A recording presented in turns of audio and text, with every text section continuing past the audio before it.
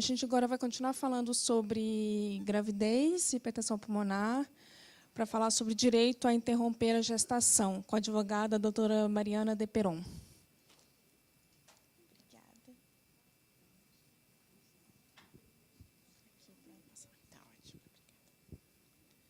Oi, bom dia para vocês.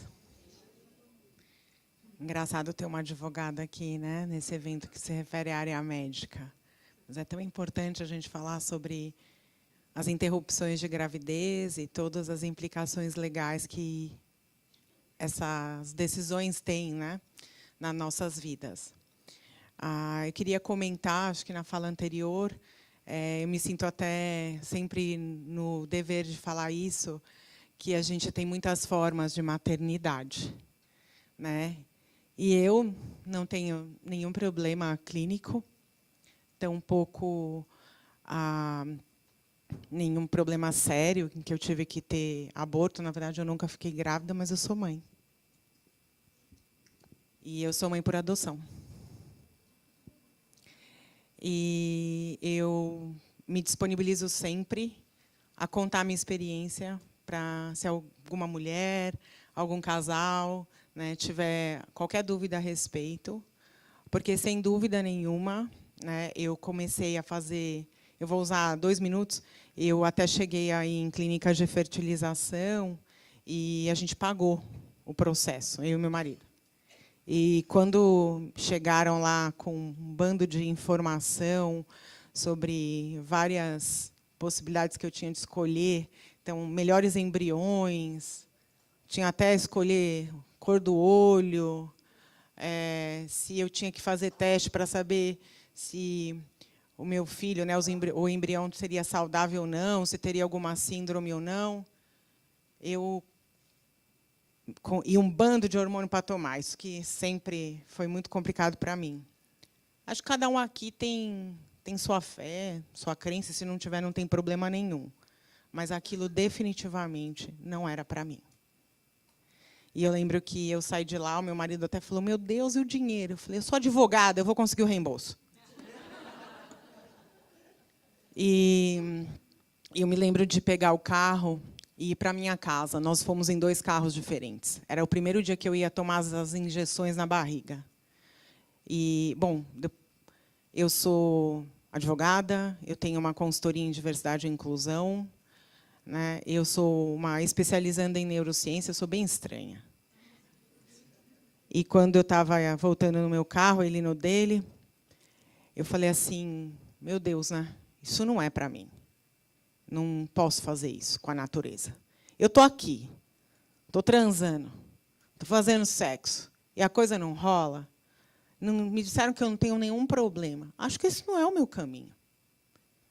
E eu vi muitos outros caminhos, né, nessa trajetória de 25 minutos da clínica até a minha casa. E quando nós chegamos em casa, né, óbvio que eu não estava calma. Eu sou tudo menos calma. Inclusive, aqui o pessoal da área médica, se tiver um remédio novo, estou aí aceitando. Me falaram para tomar floral de bar. Funciona, se eu tomar todinho o negócio, porque tem rum. Aí eu fico meio bêbada, né? Aí dou uma acalmada mesmo. Mas, desde que sou pequena, nunca fui calma. E para contar para vocês, né, que quando a gente chegou em casa, é engraçado, né, a sincronicidade. Meu marido estava pensando a mesma coisa. E eu sentei no sofá, obviamente que eu estava chorando compulsivamente, e ele falando, Mari, a gente largou um médico lá, você saiu correndo, que louca. Eu falei, não, eu sou advogada, eu vou resolver isso. Fique tranquilo. E nós olhamos um para a cara do outro e falamos, adoção, né? É isso aí. Em menos de 5 dias, a gente já tinha entrado com um pedido e feito todo o processinho que você tem que fazer para começar, né, no fórum. E para contar para vocês que eu jamais me senti menos mãe por não ter gerado um filho. Eu nunca precisei, e aí é de cada um, de uma barriga ou amamentar para me sentir mãe. Porque hoje a minha filha tem 5 anos, ela chegou com 1 aninho e 5 meses, e de todas as experiências que eu passei até hoje, eu posso dizer, assim, eu falo que eu digo o mesmo com causa própria, né? Eu jamais, tudo que eu passo, amor, afeto, jamais eu diria para vocês que isso tem a ver com barriga e amamentação. É amor, né? E foi, sem dúvida nenhuma, a experiência mais incrível da minha filha. Porque, embora fisicamente ela não se pareça muito comigo, mas, surpreendentemente, ela é a cara do meu marido. Acreditem. Inclusive, eu sempre me questiono por onde ele andava. A filha biológica do meu marido não é tão parecida quanto a nossa filha, né? Porque a filha biológica é de outro casamento. E a Maria Isabel mudou a minha vida e a minha relação com o amor. E eu me sinto mãe, assim, dos pés à cabeça, na alma, no coração, de todas as formas possíveis. E que responsabilidade é a gente amar e educar um ser humano, né? E mais do que isso, o filho não vai parecer comigo. A minha filha é a minha pessoa pequena. Todo mundo fala isso. Ela faz as mesmas coisas que eu fazia na idade dela. Ela tem o mesmo desempenho escolar que eu tinha na idade dela. Ela está quase alfabetizada com 5 anos, porque ela é viciada em letras e números, como eu sou. E, assim, acreditem, há muitas formas da gente ser mãe. E pai, mãe e mãe, qualquer família que a gente queira constituir. Por isso, me coloco à disposição sempre de qualquer mulher, de qualquer homem, de qualquer casal, homoafetivo ou não, para falar a respeito, né? Porque a maternidade é engrandecedora em todos os sentidos. É difícil pra caramba. Eu saí hoje, a menina estava nervosa, me deu até um desenho, falou, não me esquece. Eu falei, calma, querido, já a mamãe vai só dar uma aulinha, uma palestra. E para falar para vocês que existem muitas possibilidades na vida. Nunca deixem que um não defina a sua vida. Não deixe. A gente pode mais. Bom, vou falar desse tema, que é um tema super polêmico. Eu acho que, hoje em dia, né, eu falei que eu sou advogada, sou consultora de diversidade e inclusão. Vou contar uma peculiaridade. Eu sou feminista, obviamente, né, e eu sou a única mulher na América do Sul que tem uma certificação para ser líder transformadora na área de gênero e direito das mulheres, que eu fui buscar aí com muito sacrifício no ano passado. E o tema hoje do aborto, ele transcende a questão do direito. Não é só uma questão jurídica. Ele é uma questão que é discutida, e eu não vou aqui criar polêmicas, né, porque está se debatendo muito o direito, né, que as mulheres têm ao próprio corpo. Porque a maternidade ela pode ser uma opção quando você ficar grávida ou não. Eu digo isso porque a minha maternidade, como eu contei para vocês, foi completamente diferente. Foi uma maternidade muito lúcida. Muito sofrido esperar 1 ano e 7 meses. Mas ela é muito lúcida. Você está ali todo o tempo. Vocês não sabem como é você ter que preencher um cadastro para saber, para falar das características que você quer do seu filho/filha. Então, tem uma lucidez enorme. Mas, quando a gente engravida, né, a mulher engravida, ela pode engravidar porque ela planejou, ela pode engravidar porque ela não planejou, em diversas idades da vida, né, e ela pode engravidar decorrente também de questões de extrema violência, como é o estupro, que é uma agressão. Então, esse tema do aborto, hoje em dia, ele é muito discutido. E a gente vai falar aqui, eu trouxe para vocês, o que nós vamos falar, e estarei aberta a qualquer pergunta, nós vamos entender um pouco do juridiquês do aborto, né? Então, o que isso significa? O que significa o aborto para o direito? Né? O que estabelece a Constituição Federal e por que a gente debate esse tema hoje em dia, tendo em vista sempre a Constituição? Quando que o aborto pode ser realizado nos termos da lei atualmente vigente? Né? Porque a gente tem algumas possibilidades em que o aborto é legítimo, ele é legal, ele pode ser feito. Né? E o procedimento quando da realização do aborto nessas hipóteses em que a lei admite. Porque são só 3 hipóteses, nós vamos falar sobre elas. Nas outras hipóteses, você não pode, a mulher não tem o direito a esta opção. Se ela fizer, ela vai presa. Né? Então, o aborto, a gente pode dizer que, no Brasil, ele não é permitido. Ele somente é permitido em 3 hipóteses. Tá? Então, eu vou falar por que esse debate hoje é mundial, porque a gente está falando desde 2015, esse tema sempre foi debatido, mas hoje ele está sendo muito mais debatido, porque desde 2015, né, a ONU, juntamente com os países signatários, criaram os 17 objetivos de transformar o mundo, que a gente chama de Objetivos de Desenvolvimento Sustentável para os países. E um dos temas que é amplamente discutido é a questão da igualdade de gênero. E, dentro da igualdade de gênero, a gente está falando de uma série de questões da mulher, entre elas, o direito ao próprio corpo. E esse tema é debatido de diversas formas. Como a mulher ela é vítima, às vezes, da sociedade por se tornar mãe, ela perde espaço no mercado de trabalho. Quando uma mulher ela se torna mãe e sai em licença maternidade, a gente fez uma pesquisa pela minha empresa, 33% quando retornam são demitidas. A obrigação de cuidar dos filhos, não vamos falar, eu nem vou falar aqui da paternidade ativa, porque eu tenho horror a esse termo. Ser mãe e ser pai é ser mãe e ser pai, ponto. Mas a carga da administração da casa, a carga da educação e do cuidado dos filhos, gente, ela é praticamente 100% da mulher.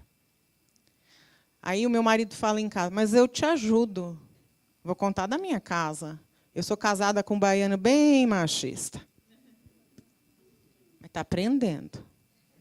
Em casa, o treinamento é diário. E ele se propôs a aprender. Então, ele fala, mas eu dou banho, Mariana, eu troco a fralda. Eu falo, querido, isso é futilidade. Vamos responder as perguntas. A gente tem essas perguntas que eu sempre falo. Qual é... Eu falo assim, então, vamos lá. Perguntas sobre conhecer o seu filho. Qual é o tipo sanguíneo da Maria Isabel?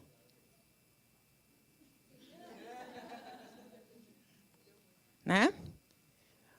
Qual é a próxima consulta no pediatra? Ele chuta. Daqui 2 meses? Você tem o nome do pediatra anotado no seu celular com o telefone? Você sabe ir lá, chegar. Você tem? Se der um pau, você tem? Silêncio. Depois ele vai tudo anotar, viu? Senão, eu sou meio brava. Aí você pergunta assim, e a próxima consulta no dentista? E a linha pedagógica da escola? Qual é como ela está dentro da escola? O comportamento está acima da média, na média, se não está, o que está faltando? Né? Essa relação que o machismo estrutural nos traz, né, é que o pai ele se ausenta muito, ele se envolve muito pouco com a intimidade dos filhos. Né? E isso tem a ver com a questão do aborto. Porque a carga social para uma mulher ela está demasiada. Né? Para a gente poder falar desse tema, eu não posso deixar de mencionar isso. Né? E é sobre isso que se discute. Sobre direitos iguais, oportunidades iguais. Por que a mulher tem licença maternidade e o homem não? Quando a minha filha chegou, eu tinha licença de maternidade de 4 meses, de acordo com a empresa em que eu trabalhava. Meu marido ficou 5 dias em casa. Gente, Quem que vocês acham que virou o ponto de confiança e afeto? Não foi ele, né? E isso tem consequências assim gigantescas na vida da criança. É óbvio que a gente hoje faz de tudo para que, né, essas relações se estabeleçam. Mas se eu ligar agora para eles e botar aqui no Viva Voz e falar: "Ô, Ron, quando é a consulta aí com o próximo do dentista?" Ele vai falar: "Hã? Qual o nome do dentista? Hã?" E a gente tem que ir ajudando também os pais a entenderem o quão importante é a tarefa deles. E não é uma tarefa fácil, né? Porque nós ganhamos um mercado de trabalho, nós fomos atrás, né? Nós também queremos nos desenvolver.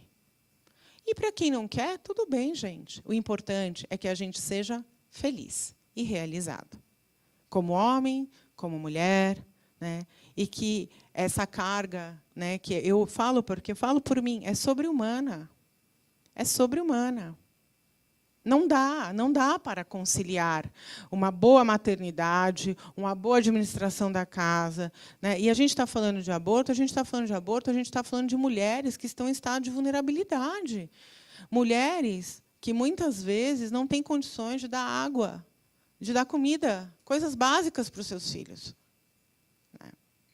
E que mulheres são abandonadas, e que são as chamadas, hoje em dia, mães solo. Como é que elas trabalham? Outro ponto só para a gente comentar, que a igualdade de gênero tem a ver com a erradicação da pobreza. E a erradicação da pobreza é o quê? Se você tem uma mulher que não consegue trabalhar lá, muito pobre, ela tem que cuidar dos filhos, e ela não consegue trabalhar, como é que ela produz e se sustenta? Porque o cara não paga a pensão alimentícia. Ela, às vezes, nem sabe onde ele foi parar. Então, trazendo para vocês aí uma reflexão sobre esse tema, né, e sobre todo o papel da mulher, nós vamos chegar e vamos falar agora do que estabelece as leis vigentes. O aborto é uma palavra que veio do latim e significa interrupção do nascimento. Né? Numa definição bastante jurídica, o aborto é a interrupção da gravidez com a destruição do produto da concepção, que é o ovo, o embrião ou o feto. Tá? A Constituição, e é esse o grande, a gente fala que são as grandes linhas, né, as teses jurídicas, né, as opiniões que se tratam, é que a Constituição traz, né, lá no seu artigo 5, que todos nós somos iguais perante a lei, né, sem distinção de qualquer natureza, e que nós temos os direitos que nós chamamos de direitos fundamentais. Um deles é o direito à vida, o outro deles é o direito à liberdade, à igualdade, à segurança e à propriedade privada.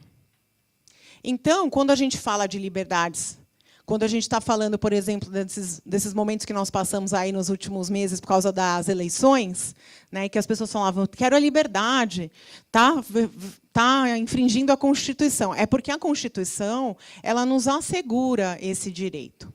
E quando ela assegura o direito à vida, ela também está assegurando, dentro, obviamente, são teses, correntes doutrinárias, né, e de juristas. A gente tem essas questões no direito. Né, ela está garantindo a vida do embrião, do feto, do bebezinho que está lá dentro da barriga. Certo? Então, quando a gente fala e vê as discussões, e as pessoas falam: eu sou contra o aborto, muitas vezes está calcada na questão do direito à vida estabelecido na Constituição Federal, da vida do feto, né, da vida do embrião. Por outro lado, quando a gente fala na legalização do aborto, nós, né, estamos a corrente que trata desse tema está vinculada à liberdade, que é um direito fundamental, e como eles estão ali no mesmo artigo, nós falamos que eles são direitos fundamentais de mesmo peso. Então, a discussão, em termos jurídicos, ela é muito acirrada, com um componente que deveria ser extraído, né, quando a gente vai pensar a respeito do assunto, que é a religião. Porque ali não está estabelecido a questão da religião. Nenhum dos nossos direitos fundamentais está relacionado à religião. O Brasil é um país laico. Não tem problema nenhum a gente ter a nossa religião e as nossas crenças. Lembra que eu contei para vocês que, quando eu estava lá na clínica e vi aquele bando de informação e tudo que eu podia fazer, eu me senti meio invadindo o papel da Mãe Natureza e de Deus. E eu tenho, sim, a minha religião. Eu sou espírita, não tenho nenhum problema em falar isso.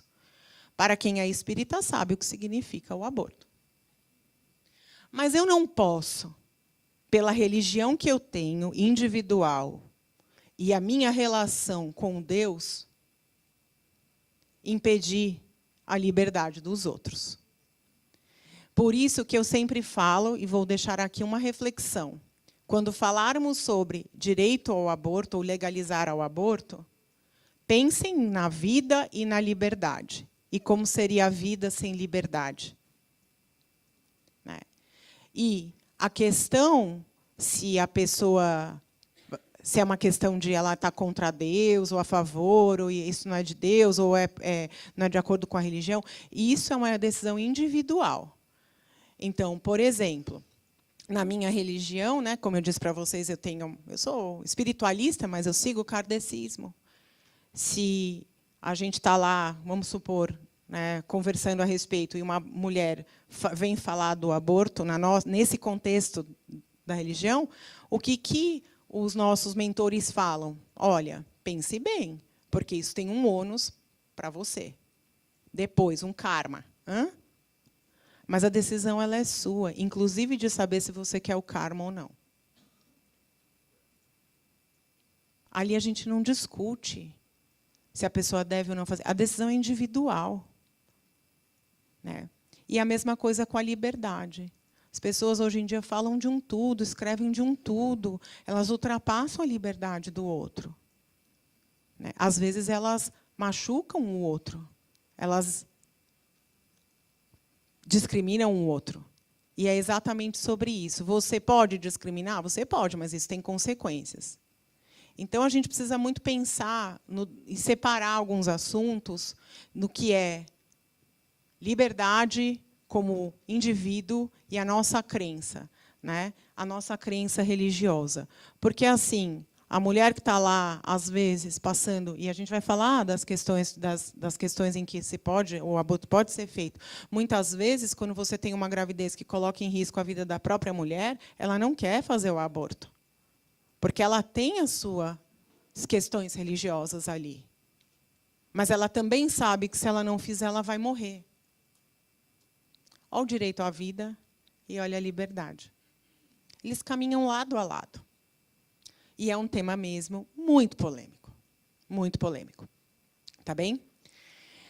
Quando a gente fala do aborto, né, ele está legalizado, todas as normas relacionadas a ele, elas estão condensadas no Código Penal brasileiro. E a gente divide, né, em algumas possibilidades. Então, a gente vai falar agora do primeiro artigo que trata, lá no Código, que é o 124, né, é o primeiro artigo que trata do aborto provocado pela gestante ou com o consentimento dela. Né? O que acontece? Se a mulher, né, provoca o aborto si mesma, ou ela vai em um médico, ou ela vai na farmácia, ou ela procura clínicas, né, para que alguém provoque o aborto nela, ela é punida com uma pena de detenção de 1 a 3 anos. Ela vai presa. Né? A mulher ela não pode induzir aborto, ela não pode, em nenhuma farmácia, comprar nenhum remédio que a gente considere abortivo, nenhum medicamento. Né? Assim, ela não pode fazer isso sob qualquer meio ou forma, nem solicitar que um terceiro o faça. Então, a gente fala hoje das clínicas clandestinas, por exemplo.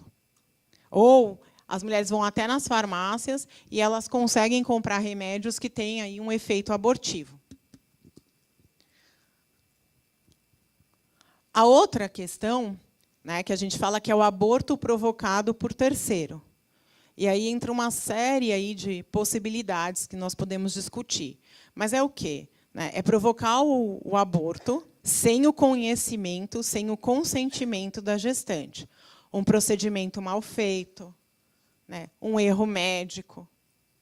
Dar um medicamento, às vezes, para tratar de uma determinada doença que tenha um efeito abortivo. Nesse caso, a gente está falando do outro que provoca o aborto, né? E aí a pena é de 3 a 10 anos. Um outro ponto que a gente fala é provocar o aborto, né, com consentimento da gestante, né, que é o quê? A pessoa que vai provocar o aborto nela com consentimento. Então, ela vai lá na clínica, ela fala que ela quer abortar, ela fala que ela quer fazer, e o médico ou outro profissional de saúde contribui para isso, né? Nesse caso, a pena é de 1 a 4 anos. E, assim, quem que é o sujeito ativo de um crime, né? Ou seja, quem é quem vai ser o acusado? É a pessoa que provocar o aborto nela. Quem é o sujeito passivo de crimes relacionados ao aborto? É o feto. Que aí a gente fala, mas o feto ainda nem tem direitos. Não, mas o Estado, por conta da Constituição, garante o direito à vida. E aí o réu, que nem nasceu, quer dizer, a vítima, que nem nasceu, ela já é um sujeito ativo de uma ação penal. Né? Nesse caso, a gente está falando de elementos aqui que precisa ter dolo. Né? Dolo, ou seja, a pessoa, para você ir lá e provocar o aborto com consentimento da gestante, você sabe que você não pode. Se você está fazendo, é porque você arcou, você se responsabilizou por isso. Né? Então, aqui, né, nesse caso, é realmente quando a gente tem aí um terceiro que provoca o aborto com o consentimento da gestante. Um outro caso que se aplica também aí o parágrafo único é quando a gestante ela não é maior de 14 anos. Porque as pessoas que não são maiores de 14 anos, elas ainda não têm liberdade plena sobre suas capacidades. A gente chama de incapazes, por conta da idade. Então, imagine nós aqui, estamos falando de filhos, por exemplo, nossos filhos de 12, 13 anos, né, eles são incapazes, eles não podem, perante a lei, eles não têm capacidade de exercer todos os direitos da vida civil. Um debate que tem é falar da história da menoridade penal. Vamos reduzir a menoridade? É exatamente sobre isso, porque você só adquire capacidade plena para exercer todos os atos da vida quando você completa os 18 anos. Então, se você, né, quando a gestante não é maior de 14 anos, a lei considera que não houve o consentimento. Ou ainda, quando a gestante, ainda que maior de 14 anos, ela tem alguma doença que afete, né, a capacidade mental. Então, vamos falar aí, e que afete o julgamento. Vamos falar aí de mulheres com 18, 20, 30 anos que têm síndrome de Down, por exemplo. Elas são equiparadas a incapazes. Né? Então, nesse caso, a lei considera que não teve consentimento, mesmo que tenha havido por parte da pessoa, tanto por conta do limite da idade, o caso da incapacidade por questões mentais mesmo, né? Ou ainda, se o consentimento da gestante ele foi obtido sobre a violência ou grave ameaça. A forma qualificada que eu trago aqui é que as penas que nós falamos, né, as penas aí a gente está falando de ir para a cadeia, falar o português claro, por um determinado período de tempo, elas são aumentadas se a gestante sofre lesão corporal de natureza grave e elas são duplicadas se qualquer dessas causas, né, se por conta disso ela venha a morrer, venha a falecer. E quando a gente está dizendo que é possível que a mulher faça o aborto? São 3 hipóteses que a lei nos traz. Né? A primeira é se a gravidez, primeiro que tem que ser realizado por médico, né? Vamos deixar isso claro, e se a gravidez colocar a vida da gestante em risco. Ah, tem uma diferença aqui. Gravidez de risco.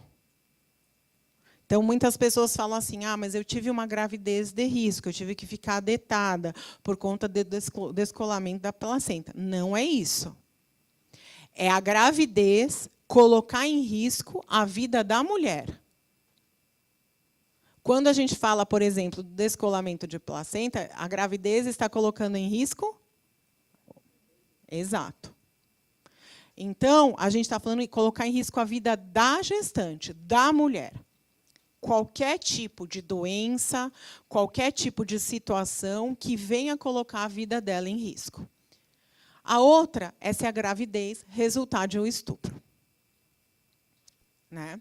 Estou vendo, 5 minutos, estou vendo, já estou terminando. E o outro é se o feto for anencéfalo. Ele não tem o céfalo. A mulher, nesses 3 casos, pode realizar o aborto, é permitido, e ela não precisa de nenhum tipo de anuência do Estado ou fazer uma ação judicial. O processo, né, deveria ser simples, mas a gente conhece a burocracia do Brasil. Então, como é que você fala? Vou passar essa aqui. Quando que o aborto tem risco, né? Eu trouxe esse ponto porque eu acho que é o mais relevante para vocês. Né? A gestante ela tem que obter um laudo médico, né, que seja assinado por pelo menos 2 médicos, o obstetra dela e o médico especialista naquela doença, naquela situação médica que gerou aí o agravamento e pode colocar a vida dela em risco. Com esse laudo em mãos, a mulher ela pode ir em qualquer unidade de saúde e realizar o aborto de acordo com o que estabelece o próprio Ministério da Saúde. Ele pode ser realizado, por exemplo, nos estabelecimentos do SUS que possuem esse serviço.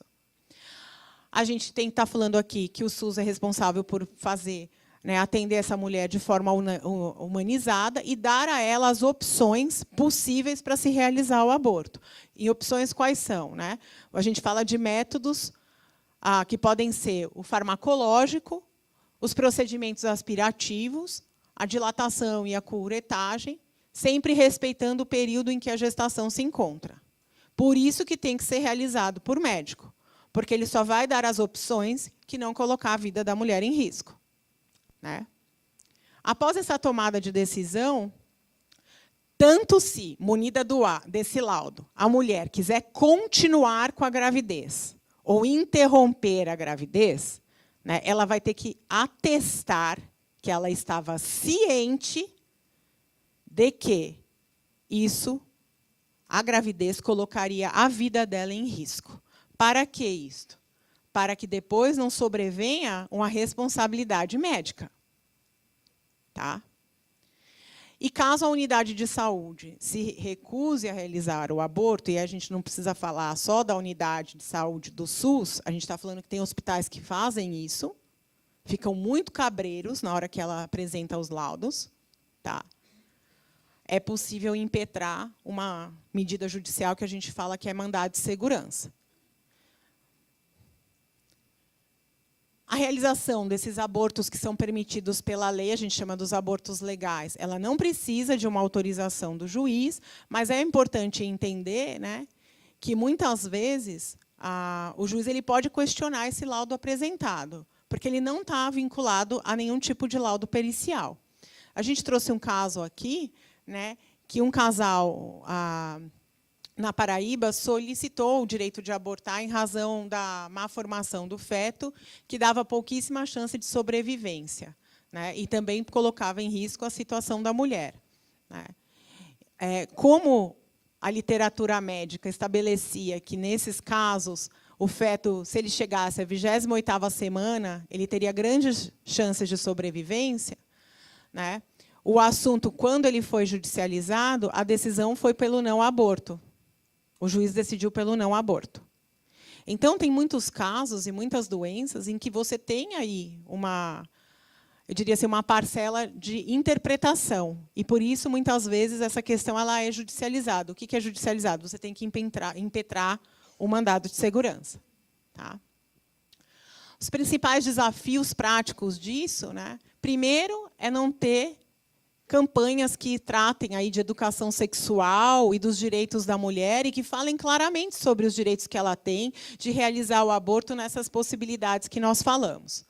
Uma outra questão é a resistência dos médicos, né, em realizar o procedimento com base aí, né, do Código de Ética Médica na objeção da consciência. Tem muitos que não querem fazer. E aí entra a história da religião de novo. Não querem fazer. E a exigência da autorização judicial.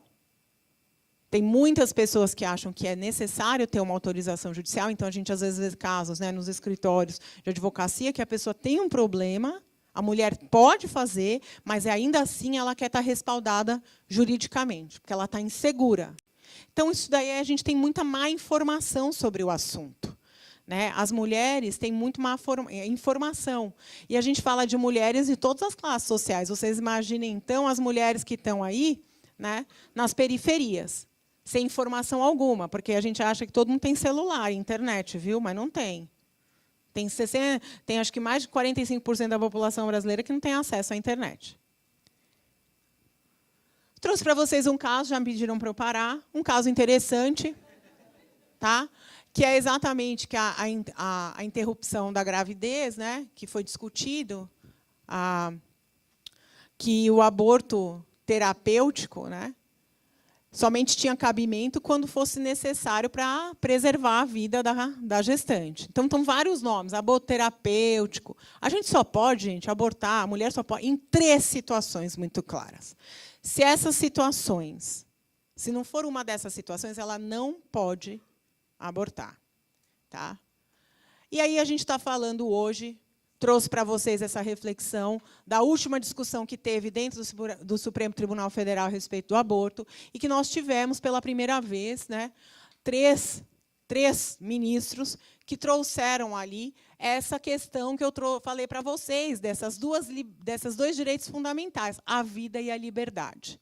Né? E esse foi um ganho para quem é a favor do aborto, porque um dos ministros, um homem, trouxe aí um ponto de que a autonomia, né, das pessoas, a autodeterminação, quer dizer, elas têm o direito de fazer as escolhas que elas quiserem, elas podem fazer, e que isso é, inclusive, parte do nosso direito à vida. Imagine você viver sem o direito de escolher. Né? E que todo homem ou mulher tem um limite dentro da sua privacidade de optar por N decisões. Isso tem a ver com a sua autonomia, com a sua liberdade, com o seu livre-arbítrio. E aí cada um tem que lidar com as consequências, inclusive aquelas que a gente traz, né, que eu falei das questões religiosas, individualmente, que a gente não pode querer falar da liberdade de todos pensando naquilo que nós entendemos por liberdade. Essa era a minha contribuição para vocês. Eu agradeço bastante o convite e me coloco à disposição em caso de qualquer dúvida. Só passei 1 minuto.